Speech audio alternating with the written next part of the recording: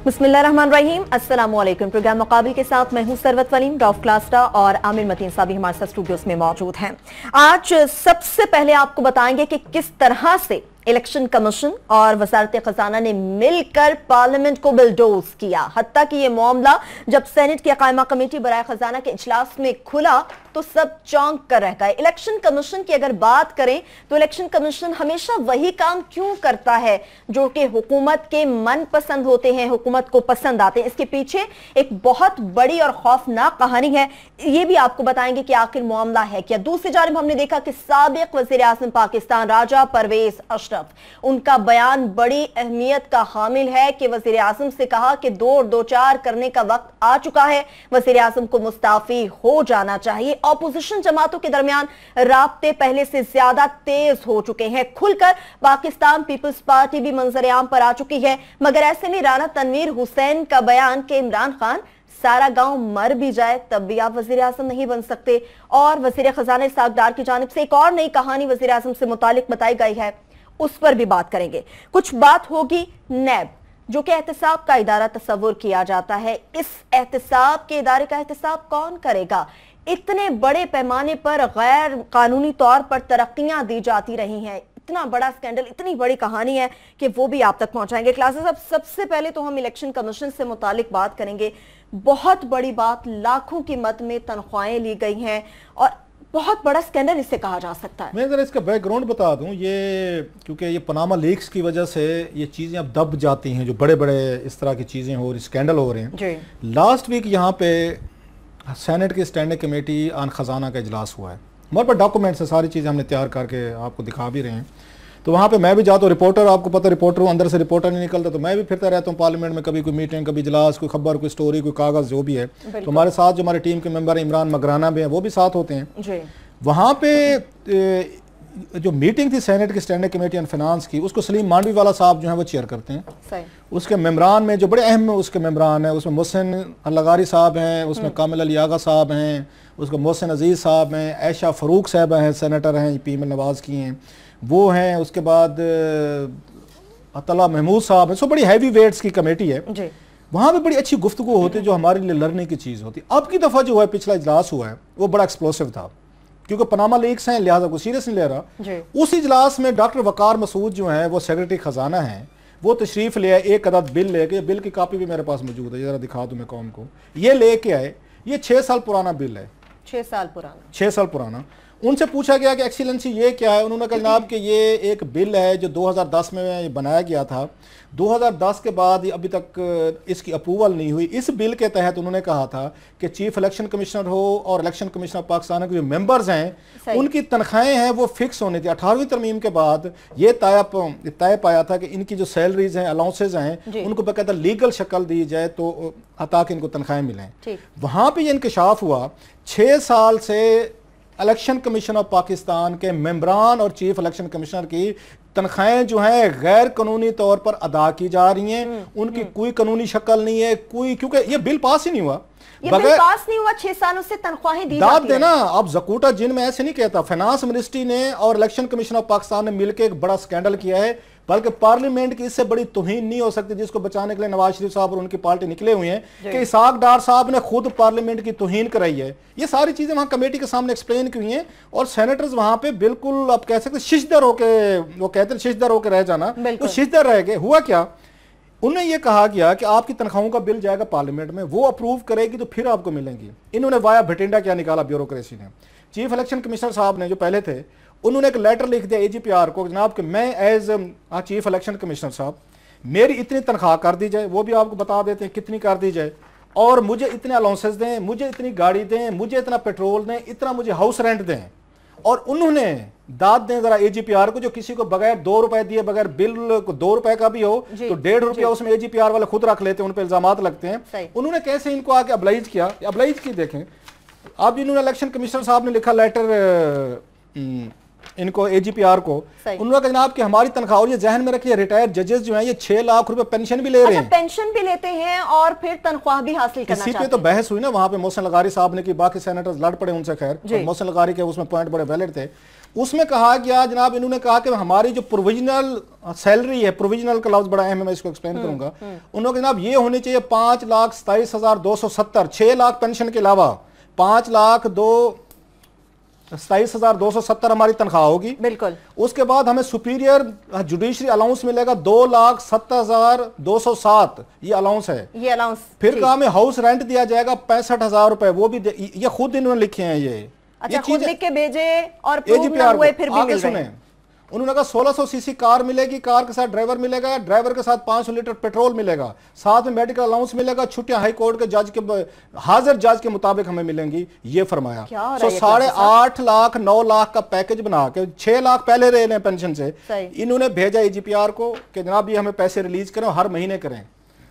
उसके बाद पिछले 6 साल से जो वहां कमेटी में बताया गया, ये हजरत जो है 15 लाख रुपया महीने का एक मेंबर ले रहा है। ये बताया गया है कि इनके साथ हमने तय किया, फाइनेंस मिनिस्ट्री फरमाती है, हमने डील की है इन मेंबरान के साथ, इलेक्शन कमीशन ऑफ पाकिस्तान के साथ डील किया है कि अगर ये बिल पास ना किया पार्लियामेंट ने तो आपको तनख्वाहें वापस करनी पड़ेंगी। आमिर साहब जरा मुलाहिजा फरमाएं, इस मुल्क के साथ ड्रामे क्या हो रहे हैं। इलेक्शन कमीशन ऑफ पाकिस्तान इतना अहम, उस पर सारी लड़ाई चल रही है, इमरान खान का उस पर झगड़ा चल रहा है, मेंबरान के इस्तीफे की बातें हो रही है, रिटायर होने वाले हैं, खत्म होने वाले इनके। अब ये पता चल रहा है कि जनाब उन्होंने खुद बैठ के अपना पैकेज बनाया, उसके बाद फाइनेंस मिनिस्ट्री ने उनके साथ डील की। डील क्या थी कि अगर पार्लियामेंट ने बिल ना माना तो आपने जो तनख्वाहें लिए, महीने का एक जज जो है अगर इसके तहत 8.5 लाख ये ले रहा है, 6 लाख पेंशन ले रहा है, तो वो 5 साल उन्होंने पूरे कर ली हैं। एक जज की कितनी बनेगी सर? 8 को अगर आप उसको तो 50 लाख रुपए साल का करेगा क्लासेस, ये तकरीबन 2.5-3 करोड़ रुपया एक मेंबर ने इनसे पैसे लिए हैं। अगर बिल कल को पार्लियामेंट अप्रूव नहीं करती तो वो कहते हैं 2.5-3 करोड़ रुपया हर मेंबर आपको वापस करेगा।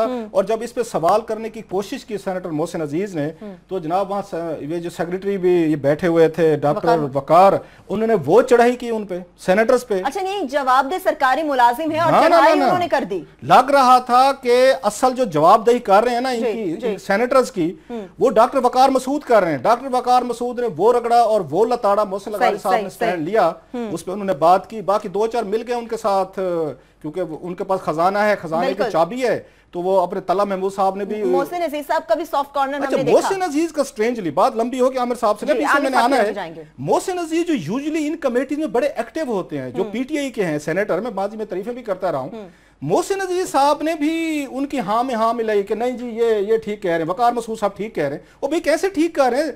6 साल से अब तनख्वाह दे रहे हैं, एक बंदे को 8.5 लाख रुपया पैकेज आपने बना, उन्होंने खुद बना लिया है, कोई कानून नहीं है, कोई कायदा नहीं है, आपने उनके साथ डील कर लिया कि अगर बिल पार्लियामेंट ने अप्रूव ना किया हम आपसे पैसे वापस ले लेंगे। तो सेनेटर मोहसिन लगारी उनको वहां लताड़ रहे हैं, उसमें बैठ के मोहसिन अजीज और तला महमूद कह रहे हैं नहीं सर, इनको बिल्कुल ठीक कर रहे हैं। मोहसिन अजीज और तला महमूद साहब से मुतालिक तो आपसे बात करेंगे क्लासेस साहब। आमिर मतीन साहब के भी मौक़िफ़ जानेंगे। आमिर मतीन साहब, ये मतलब क्या सूरत हाल है? एक तो आप प्रोविजनल तरीके से ये चीजें दे रहे हैं और फिर कहा जा रहा है कि पार्लियामेंट में अगर ये बिल नहीं होता तो वापस करना पड़ेगा। ये कौम कैसे मानेगी और ये हुकूमतें कैसे वापस लेके आएंगी? ये इस वक्त आपको पता है मुल्क के अंदर बहुत बड़ा पॉलिटिकल अपहीवल चल रहा है, क्राइसिस चल रहा है, पैनामा लीक चल रही है। हमने इसको नंबर 1 स्टोरी इसलिए लिया है कि ये इससे बड़ा वाकया हमारे जो हम बहस करते रहते हैं, ये अदारों का इन्हितात, इससे ज्यादा इन्हितात दिखाई कोई नहीं सकता कि बिल क्या होती है। बिल होती है कानून की तजवीज, वो कानून नहीं होता, कानून अभी बना नहीं है, पार्लियामेंट ने पास नहीं किया, बजट में पेश नहीं हुआ, और 5 साल से 5-7 अदारे इसके अंदर इन्वॉल्व है, ये काम चलता जा रहा है। ये इसको आप क्या बनाना रिपब्लिक हम कहते रहते हैं, ये उसकी एग्जैक्ट अक्कासी करता है। इसमें काफी लोग इन्वॉल्व है। पहले तो इलेक्शन कमीशन, ये सारा आगे ही जो इस वक्त गंद पड़ा हुआ है, इसके अंदर उन पे आगे ही बड़े इल्ज़ाम हैं, सारे मुल्क की 2 साल 2.5 साल की उनकी नलायकियां और बेज़ाब्तियों की वजह से ये इलेक्शन का इशू पूरे 2-2.5 साल सारा मुल्क मफलूज रहा। फिर उसके बाद ये सामने आया है कि जनाब आप पैसे लिए जा रहे हैं डबल, एक तो पेंशन के पैसे अलहदा आ रहे हैं, इधर से फुल तनख्वाहें और perks over and above everything, और बगैर किसी पास के, बगैर उनके, आप भाई साहब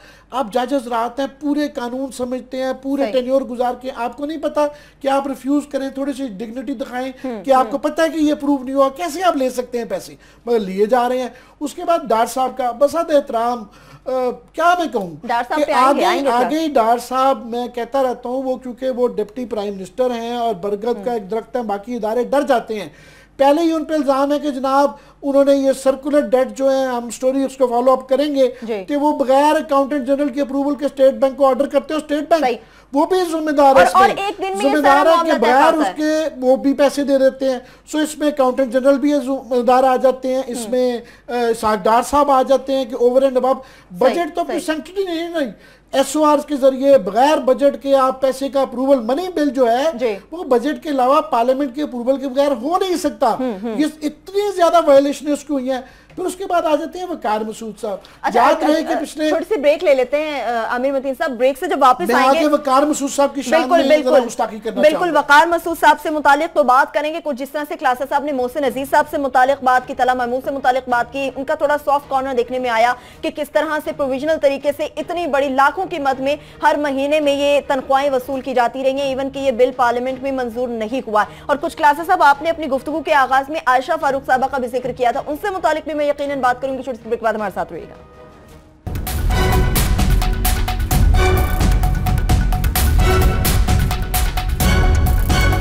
ब्रेक के बाद एक बार फिर से आपको प्रोग्राम में खुशामदीद कहेंगे। आमिर मतीन साहब, ब्रेक पर जाने से कबल आपने कहा कुछ वकार मसूद साहब के शान में आप कुछ जुमले कहना चाहेंगे, कुछ बातें करना चाहेंगे? डॉक्टर वकार मसूद बड़ा जरूरी है कि आम लोगों को ये पता होना चाहिए कि उनका बैकग्राउंड क्या है। और इस सारे उसमें आप पिछले 20 साल में याद रहे कि हमारे जो चीफ खजांची, finance secretary, federal finance secretary जो है 7वीं दफ़ा लगे हैं, वो हैं डॉक्टर वकार मसूद साहब।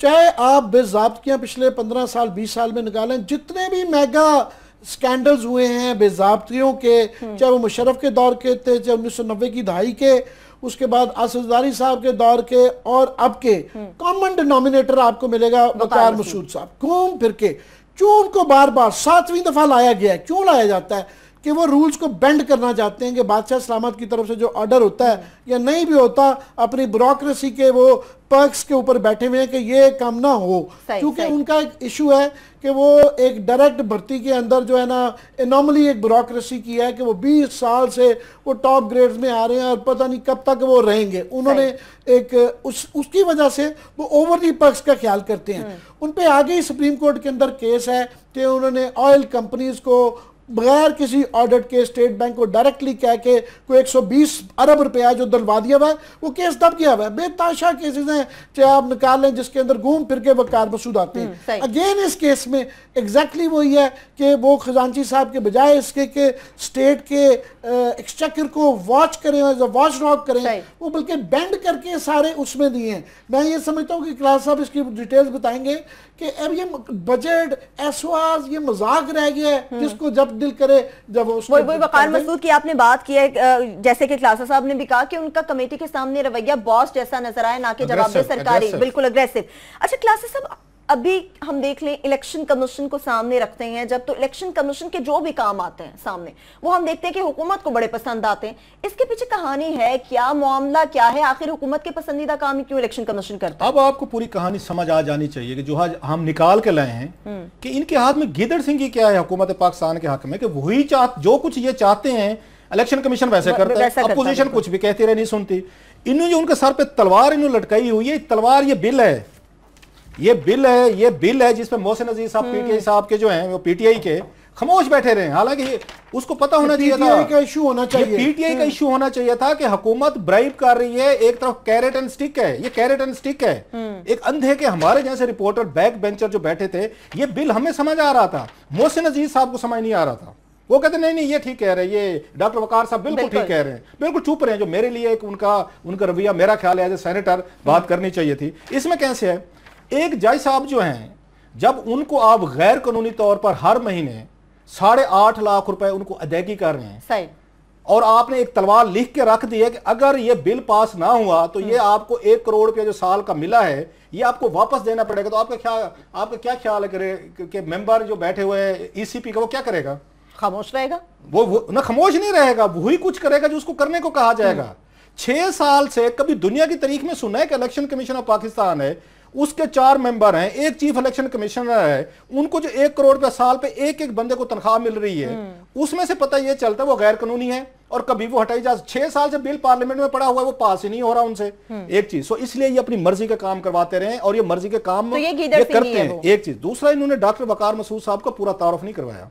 डॉक्टर वकार मसूद साहब हमारे पुराने दोस्त हैं, मेहरबान है, और जैसे इन्होंने कहा उनका राइज जो है वो शुरू हुआ था आसिफ अली जरदारी साहब से। डॉक्टर आसिफ अली जरदारी ये बैंकर्स इक्विटी में थे, जरदारी साहब के साथ है, और बहुत सारे लोग इल्जाम लगाते, इल्जाम ही होंगे कि वो जो उनको जितने तरीका वारदात वो सिखाई गई थी ना, वो सारे का सारा डॉक्टर वकार मसूद साहब सिखाने में शामिल थे। और बहुत कम लोगों को पता होगा, ये ऑथेंटिक बात बता रहा हूं, डॉक्टर वकार मसूद चैलेंज करना चाहते थे, वेलकम ऑन आवर शो। ये जेल में भी रहे हुए हैं, ये जेल में रहे हुए हैं। बड़ी अंदर की बातें बता रहे हैं। ये शुक्र करें जनरल मुशर्रफ साहब का मार्शल लगा, इन्होंने अपने पुराने तल्लुकात अपने कोई उस पर लिंगुअल बेसिस पे निकाले, माफी तलाफी हुई, आए और एडिशनल सेक्रेटरी लग गए शौकत अजीज के साथ, और किसी का इनके बगैर काम नहीं चलता। लंबी कहानी किसी दिन बताएंगे। सो जब ये आए हैं कमेटी के आगे, जिस तरह इन्होंने कमेटी को रगड़ा है, सही मतलब उनसे जरूरत भी, हालांकि सलीम मांडवी वाला साहब इसके मिनिस्टर रहे हैं और वो बड़े इंटेलिजेंट है, समझते हैं। मांडवी वाला साहब पे भी हम बड़ी बातें करते रहते हैं, बहुत सारी चीजें उनके दौर में भी गलत सीधी होती रही हैं। मांडवी वाला साहब को भी जरूरत नहीं हुई कि वो वकार मसूद को चेक कर सकें। मोहसिन अजीज साहब डर के बैठे थे, तल्ला अजीज साहब बैठे हुए थे, सिर्फ एक बंदा जो लड़ता रहा है वो मोहसिन लगारी लड़ता रहा है ज्यादातर। और एक बिजनेसमैन नहीं है, उनको काम नहीं पड़ता, फ्यूडल उससे बैकग्राउंड, और उसने अच्छा उसने कन्फ्रंट किया मोहसिन और उसने लगारी ने।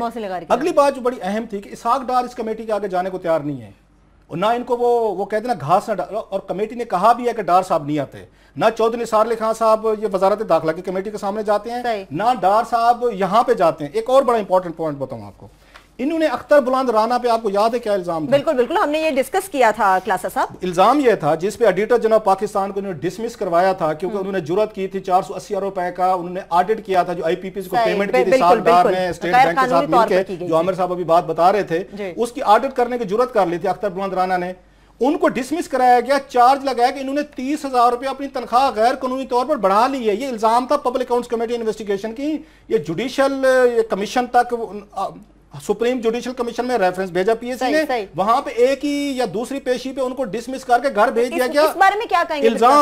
इल्जाम अख्तर बुलंद राना पे ये लगाया गया था, बड़े बड़े ऑनरेबल लोग थे उसमें फैसला करने में, कि इसने 30,000 रुपए अपनी तनख्वाह बढ़ाई है जिसका ये बढ़ा नहीं सकते थे, मान गए, सजा मिल गई, इंसाफ इज डन। बिल्कुल हजूर, एक मेंबर आपका इलेक्शन कमीशन ऑफ पाकिस्तान का साल में 1.25 करोड़ रुपए कैश गैर कानूनी तौर पर लेके जा रहे हैं, और ये तनख्वाहें उन्होंने खुद बढ़ाई हैं। और मुझे किसी इंतहाई अहम आदमी का भी मैसेज आया जो हमारा शो देख रहा है, उसने कहा एक्सीलेंसी आपने एक और इसमें फ्रॉड मुलाहिजा नहीं फरमाया, देखे सही कि बड़े लोग कैसे कैसे फ्रॉड करते हैं। उसने कहा जनाब जो इनकी पेंशन है ना, जो जब रिटायर होते हैं उसमें ये 2.5 लाख रुपया जुडिशियल अलाउंस शामिल है। जज जिस दिन रिटायर होता है, जो वहां पे सैलरी ले रहा होता है, वही कन्वर्ट कर दी जाती है पेंशन में। लेकिन मेरी जहां तक मालूमात है 6 लाख रुपए थी, लेकिन वो कह रहे हैं नहीं, जो आखिरी उसकी सैलरी होती है वही उसकी बन जाती है उसकी पेंशन के तौर पर। अब क्या किया है, वो कहते हैं उस पेंशन में वो 2.5 लाख या ये 1.25 लाख रुपया जुडिशियल अलाउंस शामिल है, जो पहला एक जज ले रहा होता है। अब इन्होंने क्या किया है, वो पेंशन तो ले रहे हैं जिसमें उनको सुप्रीम जुडिशियल अलाउंस भी मिल रहा है। अब जो नया पैकेज बनाया है इन्होंने यहाँ पे इलेक्शन कमीशन के अफसरान ने 2010 से ले रहे हैं, 2011 में तैनात क्यों हुई थी ना जी, इन्होंने जो लिया था उसमें इन्होंने दोबारा नया जुडिशियल अलाउंस डाल दिया है। जरा मुलाहिजा फरमाएं, डबल यानी कि फिर 1.5 तनख्वाह ले रहे हैं। मतलब ये है 1.5 नहीं, डबल एक वहां से ले रहे हैं। चलो पेंशन है, आपका हक बनता है, आपने ले ली, आपसे नई सर्विसेज ली जा रही हैं, आपको मिलनी चाहिए। इस पर भी बड़ी बहस हुई कमेटी में, क्या डबल इनको मिलनी चाहिए नहीं मिलनी चाहिए, लेकिन मैं भी एग्री करता हूं इनको मिलनी चाहिए। वो पेंशन उनके किसी और काम की थी, सारी उम्र सर्विस की फेयर, अब उनका एक नया काम है, मिलना चाहिए। लेकिन अब क्या है, वहां भी आपने पेंशन में वो ले लिया है, अपना सुपीरियर जुडिशियल अलाउंस ले रही है, 2,70,000 रुपए ले रहे हैं, अपनी पेंशन में डलवाया। अलाउंसेस डबल नहीं हो सकते। अब इन्होंने क्या किया है, जो इन्होंने खुद बैठ के पैकेज अपनी तनख्वाहें इन्होंने बढ़ाई हैं, मेंबर जो हैं ईसीपी के, उसमें दोबारा एक नया सुपीरियर जुडिशरी अलाउंस है 2,70,000 फिर डाल दिया है। सो मुझे एक सवाल पूछना है इंसाफ के तकाजों के तहत, अख्तर बुलंद राना को ऑडिटर जनरल पाकिस्तान को डिसमिस किया गया, डिसग्रेस करके घर भेजा गया कि उसने 30,000 रुपए तनख्वाह बढ़ाई थी। What about all these honourable members of election commission of Pakistan, जिन्होंने 2010-11 में बैठ के उन्होंने खुद अपनी तनख्वाहें बढ़ाई, अपने खुद अलाउंसेस किए, डबल किए, हाउस रेंट, प्रोविजनल अरेंजमेंट, और इन्होंने एग्री किया इलेक्शन कमीशन ऑफ पाकिस्तान के मेंबरान ने, विच मेरा ख्याल है एक अगर नहीं हो सकता था लिख के दिया इन्होंने कि अगर ये बिल पास ना हुआ तो हम ये तनख्वाहें वापस कर देते। जो आमिर ने बात की थी, इन्हें इनकार कर देना चाहिए था कि जब तक बिल पास नहीं होगा हम सैलरीज नहीं लेंगे, नहीं तो हम घर जा रहे हैं। जजेस हैं, इन्होंने इस तरह के 10,000 मुकदमात को फेस किया, they know exactly what is going on। 5 साल से ब्लैकमेलिंग हो रही है। जो भी हुकूमत आई है उसने ये थ्रेट है 1 करोड़ रुपया कैश जो ले रहे हैं तनख्वाह का, ये सारी थ्रेट इस्तेमाल है। ये वो बिल है जो 5-6 साल से जो भी पार्लियामेंट में आती है हुकूमत, किसी ने उनको बता दिया है कि इनके मेंबरान के सर से तलवार नहीं हटानी, इसलिए इन्हीं मेंबरान ने कभी भी किसी यहाँ पे जिसने अपने कर्जे माफ करवाए हैं उन्होंने इनको डिस्क्वालीफाई नहीं किया। अब आपको कहानी समझ आ जानी चाहिए कि लुटेरा, बिल्कुल क्लासेस साहब आपने बता दिया किस तरह से ये नहीं, उसमें बैंक रॉबर, किसी पे FIR, किसी पे मुकदमा, किसी के उसके लोन राइट ऑफ 62, 63 इसलिए अमल नहीं हुआ कि जज शबान को पता था कि हमारा बिल जो है वो पार्लियामेंट में पड़ा हुआ है, अगर हमने कोई भी कार्रवाई करने की कोशिश की तो बिल जो है उठा के बाहर फेंक दिया जाएगा। और इस पे जो असल चीज है, मेरा ख्याल लास्ट में इस पे कमेंट करूंगा, बड़ी लंबी बात होगी ये, इस पे मैं इसको जरा आसान कर दूं आपकी बात कि ये हमारा हम हक रखते हैं इस तरह के शक करने पे कि ये हुआ होगा। ये बात कमेटी मीटिंग में हुई है, वहां पे बड़ी हमारे पास पूरी प्रोसीडिंग की कार्रवाई है, डॉक्यूमेंट्स हैं, लेकिन चैलेंज आ, ये हम नहीं कह रहे, ये कागजात कह रहे हैं जो वहां पे कमेटी मीटिंग में पेश। हाँ, हमारा जुर्म एक ही है कि हम बैठे हैं वहां पे 3 घंटे, हमने उनकी गुफ्तगू सुनी है सेनेटर्स की, उसके बाद फाइनेंस मिनिस्ट्री की, उसके बाद लॉ मिनिस्ट्री की, हमने समझा है, डॉक्यूमेंट लिए हैं, आपके सामने फैक्ट सामने रख दिए हैं।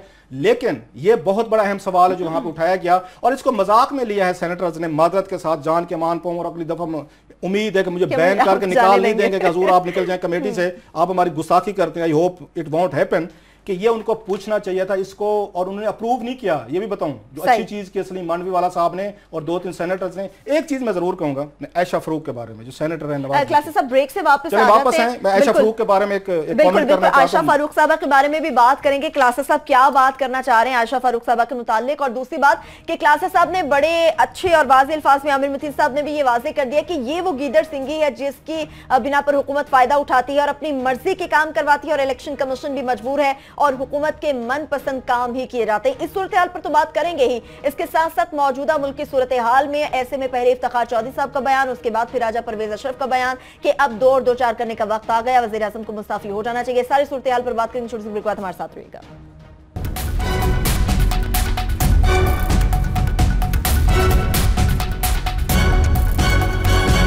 ब्रेक के बाद एक बार फिर से आपको प्रोग्राम में खुशामदीद कहते हैं। क्लासेस साहब, इससे पहले कि हम मुल्की हालात पर बात करें, कुछ आयशा फारूक साहब से मुतालिक बात करना चाहते थे, और प्रोग्राम से पहले भी आमिर मतीन साहब ये फरमा रहे थे कि हुकूमती बेंचेस में आयशा फारूक को देखकर आपको तकलीफ होती है, तो क्लासेस जरा बताएं क्यों होती है? तकलीफ इसलिए होती है, मतलब जो अच्छा लोग काम करते हैं उनको अप्रिशिएट करें।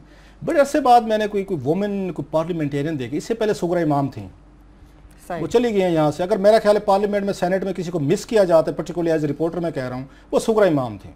क्या खूबसूरत शानदार वो सेनेटर पार्लियामेंटेरियन, और ऐसे ग्रिल करती थी, तैयारी करके आती थी और खूबसूरत डिबेट्स करती थी, लगता था कोई अच्छा सेनेटर। हालांकि बिल्कुल वो इतनी कुछ ज्यादा हमारे भी चंद वाक़े हैं, डॉक्टर शेरी रहमान साहब भी हैं वहाँ पे। चलें, अब आपने कह दिया तो मैं कुछ नहीं कह सकता, बाकी आपको पता है जो परफॉर्मेंस है उनकी अच्छी होगी, आप कह रहे हैं बहुत आला परफॉर्मेंस। चलें सर, चलेगी ना, हमारी चॉइस भी थोड़ी सी जरूरत में, अब हर एक को दुश्मन तो मैं भी नहीं बना सकता सर, हर जगह मैं तोपों का रुख किया रखूं। बाकी जी उन्होंने के बारे मेरा जो चॉइस है, आयशा फारूक साहब की तारीफ, आयशा फारूक साहब में कैलिबर है, उनमें एक आप कह सकते क्रिज्मा भी है, अच्छा बोलती हैं, अच्छी गुफ्तगू करती हैं, इंटेलिजेंट हैं, और लगता है कि एक उसमें पढ़ा लिखा सेनेटर बैठा हुआ है। एक ही तकलीफ होती है कि वो हुकूमती बेंचेस में है, सम टाइम वो इतनी अच्छी गुफ्तगू कर रही होती हैं, ग्रिल कर रही होती है, दूसरे को क्वेश्चंस डाल रही होते हैं, लेकिन उन्हें एकदम ख्याल आता है, ओ गॉड मैं नवाज लीग की सेनेटर हूँ, ये तो जो सामने सरकारी लोग जिनकी इरेगुलरिटीज में एक्सपोज कर रही हैं या बात कर रही है, कहीं पर माइंड ना कर जाए। मेरा ये ख्याल है आयशा फारूक साहबा को, वो मियाँ साहब जब उनको कहेंगे कि इन पे हाथ हौला रखें तो फिर हाथ हौला रख लें, उस वक्त तक जब तक इनको नहीं कहा जाता, ये मेरा ख्याल है, इस सेनेटर्स को पार्टी दबाव में नहीं आना चाहिए, आयशा फारूक को दबाव में नहीं आना चाहिए जब तक इनको राजा जफरुल्लाह साहब ना मना करें, जो पार्लियामानी चीफ है इनके, डार साहब ना आपको डांट डपट करने की कोशिश करें, या ओवर एंड अबव मियाँ साहब इनको ना कहें जी कि अपने ही बंदे छड़ दो इन्हों, तो फिर तो ठीक है। अदरवाइज मेरा ख्याल है आयशा फारूक साहबा ना she is being paid from tax payers money, she is brilliant, she is excellent, intelligent हैं, लेकिन इनकी तमाम कैपेसिटी जो है ना वो इस्तेमाल नहीं हो रही, वो कैपेसिटी जो सुगरा इमाम इस्तेमाल करती थी। और बड़ी खूबसूरत मैंने डिबेट्स वहां पे इनकी देखी भी हुई हैं और सब कुछ किया। और लास्ट में बताता जाऊं, ये जो हमारे जजेस हैं, ये रिटायर ईसीपी के एक एक मेंबर महीने का तनख्वाह की सूरत में ये 15 लाख रुपया ले रहे हैं। सही। इनकी पेंशन और मौजूदा सैलरी जो इन्होंने बढ़ाई है, 1 करोड़ पे जो खुद इन्होंने मुकर्रर किया साल का, 15 लाख रुपया ले रहे हैं। गाड़ियों के अलावा पेट्रोल अलाउंस उन चीजों के अलावा ले रहे हैं। और जो एक खबर आई थी दरमियान में, उसको अगर वो तरदीद करना चाहें कर दें वो रजा साहब, कि 1 करोड़ 20 लाख रुपए की गाड़ी जो है वो जस्टिस सरदार रजा साहब के लिए खरीदी गई थी, चीफ इलेक्शन कमिश्नर साहब के लिए। लेकिन हम उनसे तवक्को करते हैं इस पे कोई एक्सप्लेनेशन दें, अपनी इस पे कोई रिस्पॉन्ड करें। इस पे कमेटी ने जो वहां पे ये सारी चीजें एक्सपोज की हैं, कौम का हक बनता है कि क्या हमारे इन मेंबरान इलेक्शन कमीशन को ब्लैकमेल किया जाता रहा है। सही। ये 1-1, 1.5 करोड़ रुपया जो सैलरी इन्होंने खुद अपनी मुकर्रर की थी साल की, और जिसमें इन्होंने डील की थी फाइनेंस मिनिस्ट्री के साथ, इसाक डार को इन्होंने पेपर लिख के दिया था कि अगर हमारी तनख्वाहों का बिल मंजूर ना हुआ तो हम आपको वापस कर देंगे। ये डील थी जो मेरा ख्याल है कानूनी तौर पे कहीं नहीं हो सकती। तो क्या ये फेवर्स थी? हुकूमत ने इनके सर पे तलवार रखी हुई थी, ये फेवर्स थी जो इन्होंने एक्सेप्ट की। और उसके बाद आप देखते हैं कि वो कहते जमीन ये जुम्बद गुल मोहम्मद, पाकिस्तान में यहाँ पे इलेक्शन हुए। अच्छा, आप अगली बात लंबी हो जाएगी थोड़ी सी, लेकिन जरूरी है। आप यहाँ पे एक जज जो है अगर 15 को दें 12 के साथ ज़रब, आमिर साहब, ये तकरीबन 2 करोड़ पे जा बनता है साल का। 2 करोड़ पे आप ले रहे थे, हम कह रहे हैं 4 करोड़ लेने को इंसाफ तो करते हैं। उसी पे आ रहा हूं। आप 2-2 करोड़ पे तकरीबन है सैलरी ले रहे हैं इस टैक्स पेयर से। इलेक्शन आपने वो करे हैं जिनके उसमें दर्जनों क्या उसमें सैकड़ों किस्म की रेगुलेटरीज आ रही हैं, हर जगह फ्रॉड की शिकायतें आ रही हैं। अब 2-2 करोड़ पे अभी ले रहे हैं, सिर्फ मेंबरान की बात कर रहे हैं, चीफ इलेक्शन कमिश्नर की, हम बाकी स्टाफ की नहीं कर रहे। इतनी तनख्वाहें 2-2 करोड़ पे साल की डील लेने के बाद आप फ्री और फेयर इलेक्शन नहीं करवा सकते, या जमातें एक दूसरे के साथ लड़ रही हैं, आप उसमें मजे से बैठ के आप उनका तमाशे देख रहे हैं। क्यों? कि इसाक डार साहब ने आपके सर पे तलवार रख दी, अगर आपने हमारे खिलाफ को किया तो ये जो बिल है जिससे आपको साल के मिलते हैं पैसे एडिशनल 1.25 करोड़ रुपया, हम ये बिल उठा के बाहर फेंक देंगे। पास नहीं हुआ, ये वापस लेंगे, ये पड़ा हुआ है और ये रिटायर होने वाले हैं, ये इनकी टेन्योर पूरी होने वाली है। वो पैसे लेके एक जो मेंबर है ईसीपी का, ये तकरीबन अगर आप देखें ये तो 5 सालों में ये 5.5-6 करोड़ पे एक मेंबर लेके घर जा रहा है, और जिसकी अप्रूवल नहीं है। ये तो मजे हैं। अगर कल को अप्रूव ना हो, कौन सा जज आपका ख्याल है कि वो इनको पैसे वापस कर देगा? ये 6 करोड़ पे ले लें क्योंकि बिल अप्रूव नहीं हुआ, ये ब्लैक मेलेंगे। शेयर मैं कहता हूं ब्लैक मेलेंगे, ये ब्लैक मेलिंग है। और क्लासेस साहब जिस तरह से ये मामला सामने आ चुका है, एक्सपोज हो चुका है, ये तमाम इलेक्शन कमीशन के मेंबरान हैं, उनको सामने आना होगा, सारी सूरत हाल को एक्सप्लेन करना। अगर आयशा फारूक साहब से मुतालिक आपने बात की, क्लासेस मेरे ज़हन में छोटी सी शरारत है, खवातीन की तारीफ करें तो कान ऑटोमेटिकली उस तरफ चले जाते हैं। यकीनन वो आपकी बात सुन चुकी होंगी। आमिर मतीन साहब आपके जानिब आऊंगी। अगर हम इस वक्त मुल्क की मौजूदा सूरत हाल को सामने रखते हैं, अपोजिशन ने आपस में राब्ते तेज कर दिए हैं, राना तनवीर हुसैन का बयान इमरान खान के खिलाफ कि पूरा गांव मर जाए फिर भी आप वज़ीर आज़म नहीं बन सकते, विफाकी काबीना का इजलास कल तलब कर लिया गया इस्लामाबाद में, 2 मई को पूरी अपोजिशन जमातें सर जोड़कर बैठ जाएंगी, क्या समझते हैं? ऐसे में राजा परवेज अशरफ, उनका बयान बड़ी अहमियत का हामिल है कि वज़ीर आज़म को मुस्ताफी हो जाना चाहिए। पहले इफ्तिखार चौधरी साहब ने इस किस्म की बात की। पहले तो मैं राना तनवीर साहब पे ना वो इतना बैड टेस्ट में है कि उसका जिक्र भी नहीं करना चाहिए कि इस तरह की जो है लफाजी, मैं कहता हूँ बुरी बात है, शर्मनाक है। बाकी परवेज़ अशरफ साहब का ये इम्पोर्टेंट ये है कि पीपल्स पार्टी में 6 किस्म की आवाज़ें आ रही हैं। कोई कह रहा है मुस्ताफ़ी हो जाएं, कोई एतजाज़ हसन साहब भी जो है बड़े तबांग किस्म के आए थे, मगर किस दिन जो है रूफ कलाजा साहब फिर ये इल्ज़ाम लगाते हैं कि आज थोड़ा सा मोराल नीचे हुआ था, अप एंड डाउन जा रहा है। इस तरह ही जरदारी साहब की तरफ से और वाइब्स आ रही हैं, बिलावल साहब की और वाइब्स दे रहे हैं। सो ये पता ही नहीं चल रहा कि ये बानमती के कुंभे के चाहता क्या है पीपल्स पार्टी का, क्या रहेगा। और मैं समझता हूँ अगर ये नहीं करेंगे तो ये इररिलेवेंट होते जाएंगे, क्योंकि इवेंट्स बहुत फास्ट हो गए हैं। मैं समझता हूँ इस वक्त जो है ना, और बड़ी ख़तरनाक है कि ख़ास तौर पे ये जो 1 मई को जलसा होने जा रहा है, मैं कोई डराना नहीं चाहता और मैं कोई ऐसी बहुत ज़्यादा ख़तरनाक बात भी नहीं करना चाहता, मगर लोगों को याद रहना चाहिए जो हमारे सफ़ेद बालों का देखते हुए कि 1977 में 1 मई को ही लाहौर के इसी जगह पे चेयरिंग क्रॉस से गड़बड़ हुई थी, यहीं पे पहला फड्डा पड़ा था, उसके बाद से पाकिस्तान की तारीख बदल गई थी। ये पता नहीं ये टाइमिंग और ये वेन्यू ये किसी ने शरारत की है, सोच समझ के रखा है। पीटीआई में वैसे इस तरह के मुझे कोई बहुत ज्यादा ज़हीन लोग लगते नहीं है।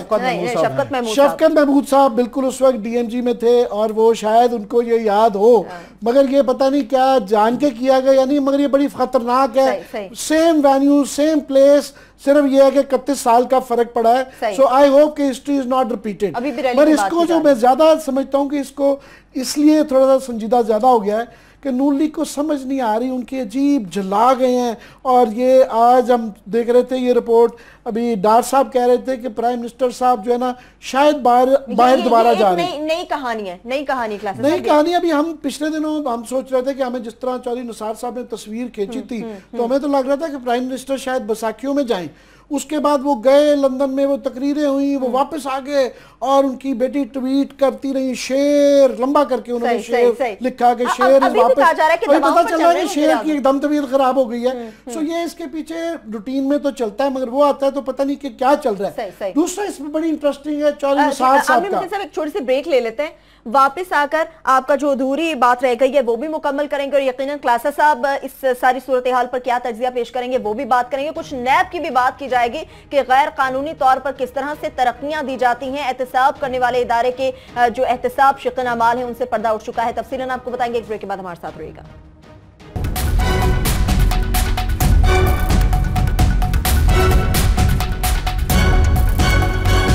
बाद एक बार फिर से आपको प्रोग्राम में खुश आमदेद कहेंगे। क्लासेस साहब आपकी जानिब आएंगे, लेकिन आमिर मतीन साहब आपकी बात अधूरी रह गई थी। अधूरी मैं वही कर रहा था कि अभी ये जो नून लीग का जो रवैया ख़ास तौर पे आ रहा है और ये जिस तरीके से इसको हैंडल कर रहे हैं उससे पैनिक भी नज़र आ रहा है और बाकी बिल्कुल जुलाहट आ गई है। इस दौरान में मैं आपकी तवज्जो मबजूल करवाना चाह रहा था चौधरी निसार साहब की। उनकी बड़ी इतना बड़ा क्राइसिस चल रहा है और वो मुतालियाती दौरे पे, जो बच्चे नहीं जाते इस तरह मुतालियाती दौरे पे लंदन गए हुए, जब वो गए थे उन्होंने कहा कि आप मेरे मुतल्लिक कोई ऐसी चेम गोइयां ना कीजिएगा, मैं अपनी बेगम साहबा के इलाज के लिए जर्मनी जा रहा हूँ। इलाज से वो फिर लंदन चले गए, लंदन से अमेरिका चले गए। अब दोबारा आज वो बच्चों को लेक्चर दे रहे थे किसी जगह और वो उसमें समझा रहे थे और वो लेक्चर भी गलत था। लेक्चर के अंदर फॉर एग्जांपल वो अपनी पूरी कहानी पेश कर रहे थे कि जिसमें वो ये कह रहे थे तालिबान बहुत अच्छे मुसलमान हैं और बड़े अच्छे लोग हैं, इसीलिए मैंने कोशिश की लेक्चर दिया 8 माह के एक तो गलत वक्त पे गलत लेक्चर और बिल्कुल उसके वो भी है। मगर इस वक्त कहाँ है?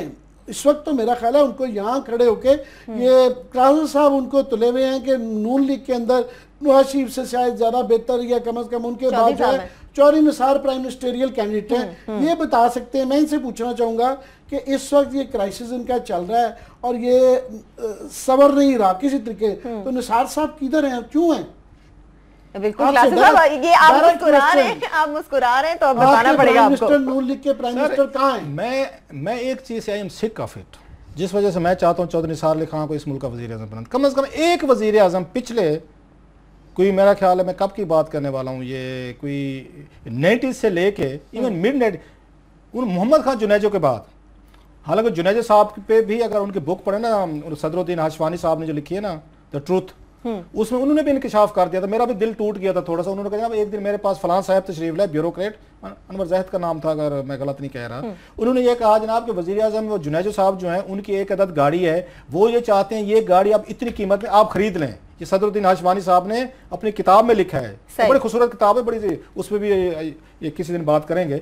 उसमें उन्होंने वो कह के मेरा दिल तोड़ दिया। मैं कहता जुनैजो साहब भी ये छोटे मोटे काम होते थे। बहरहाल आन बढ़ते भुट्टो साहब के बाद अब तक मुझे एक वजीर आजम पाकिस्तान दिखाएं जिस पे ये इल्जाम ना लगा हो कि इसने कोई यहाँ पे माली बदनुमानी नहीं की। प्लीज सर, आमिर साहब का मुझसे ज्यादा तजर्बा है, ये मुझे नाम बताए। ये नाम भुट्टो साहब का सवाल है। एक बात कर, मैं आपसे नाम लूंगा, मैं आप इतनी देर में सोच कर मैं बता ही नहीं सकता कि है ही नहीं है। Here you go. अब मैं आता हूं, मैं चौधरी निसार की बात क्यों करता हूं मैं, कि भुट्टो साहब आज last prime minister of Pakistan जिन पे अगेन कोई करप्शन का चार्ज। उसके बाद जुनैजो साहब की मैंने आपको कहानी सुना दी, बेनजीर भुट्टो साहब आई, उनकी हुकूमत आज 6 अगस्त 1990 को तोड़ेगी करप्शन चार्जेस पे। उसके बाद जनाब नवाज शरीफ साहब तशरीफ लाए। नवाज शरीफ साहब पे जो स्कैंडल है वो अब आपके सामने है। अभी पनामा लीक्स उसी दौर के जब नवाज शरीफ साहब वजीर आजम हटे थे। उसके बाद बेनजीर भुट्टो जरदारी साहब फिर आए, उन पे इल्जाम लगे मैसिव किस्म के। नवाज शरीफ साहब फिर तशरीफ लाए थे 97 में, उन पे सारे स्कैंडल आपके सामने है। उसके बाद जनरल मुशर्रफ साहब आ गए, वो जो वजीर आजम लाए वो आपके सामने है। उस पे जमाली साहब है, बिल्कुल उन पे भी बातें होती रही हैं। चौधरी शुजात साहब भी बैंक लोन के हवाले से बड़ी बड़ी सारी चीजें और भी बड़ी सारी बातें होती हैं। उसके बाद इल्ला माशाल्लाह गिलानी साहब है, हाँ स्कैंडलों का जो उसके बाद आए ही नहीं वापस। मदर ऑफ ऑल स्कैंडल्स अगर कोई कहा जा सकता है, जितने व्हाइट कॉलर क्राइम्स है ना वो शौकत अजीज साहब उनको नहीं भुला जा सकता। गिनवाएंगे। फिर हमारे यार आ गए, यार गार मुल्तानी है हमारे जनाब गिलानी साहब, वो रिकॉर्ड कायम किए। उसके बाद मेरे जैसा बंदा किसी को मुंह दिखाने के काबिल नहीं रहा। मैंने भी उनको कई दफा कहा हमारे जैसे कुछ लोगों को जो साउथ से हैं थोड़ी सी हमें इस काबिल छोड़ दें कि इस्लामाबाद में हम को मुंह दिखा सके, वो गए। उसके बाद राजा परवेज अशरफ साहब आ गए। अब राज साहब को निशान में गुस्ताखी नहीं कर सकता क्योंकि वो आज वहीं से बात शुरू हुई थी कि उन्होंने आज डिमांड की इस्तीफा दे दे इखलाकी ग्राउंड पे। और मेरे जहन में मैंने आपके लिए छोड़ दिया था कि किस मुंह से कम से कम शायद डिमांड ठीक है मगर किस मुंह से राजा साहब इखलाकी। अब सुने राज साहब ने अगली बात की है मजे की, उन्होंने कहा जनाब नवाज शरीफ साहब आप मुल्क को बदनाम मत करें, इस्तीफा दे दें। सही।